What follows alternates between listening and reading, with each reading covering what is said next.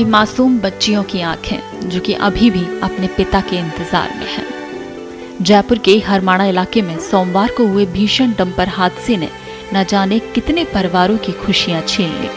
लोहा मंडी रोड पर हुई इस दुर्घटना में 13 लोगों की जान चली गई, जिसमें जयपुर के मोती डोंगरी निवासी श्रवण कुमार सैनी भी शामिल थे।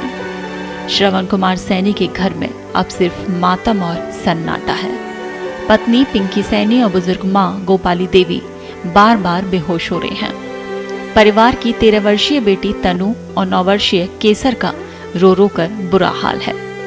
मासूम बेटियां बार बार यही कह रही हैं, पापा ही तो हमारी हर फरमाइश पूरी करते थे, वो ही हमें रोज स्कूल छोड़कर जाते थे।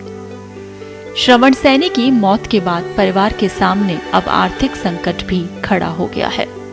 पत्नी पिंकी सैनी ने कहा कि बच्चों की पढ़ाई, घर का खर्च, राशन सब कुछ अब मुश्किल हो गया है। श्रवण ही परिवार का इकलौता कमाने वाला सदस्य था।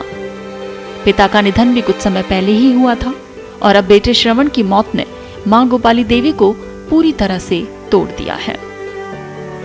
जानकारी के अनुसार श्रवण सैनी जो कि सीकर रोड पर प्रॉपर्टी का व्यवसाय करते थे और सोमवार को भी वो एक प्रॉपर्टी सौदे के सिलसिले में लोहा मंडी इलाके में गए थे और वहीं से लौटते वक्त ये हादसा हुआ और मौके पर ही उनकी मौत हो गई।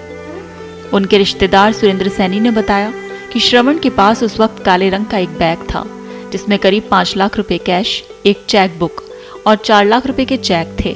हादसे के बाद से वो बैग भी गायब बताया जा रहा है।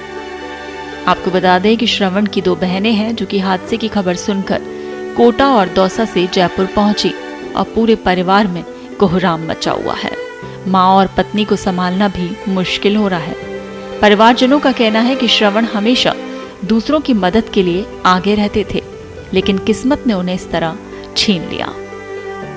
इस हादसे में श्रवण कुमार जैसे और भी कितने ही लोग हैं जिनकी जान चली गई। तो डंपर हादसे ने न सिर्फ कई घरों के चिराग बुझा दिए, बल्कि असंख्य सपनों को भी कुचल डाला।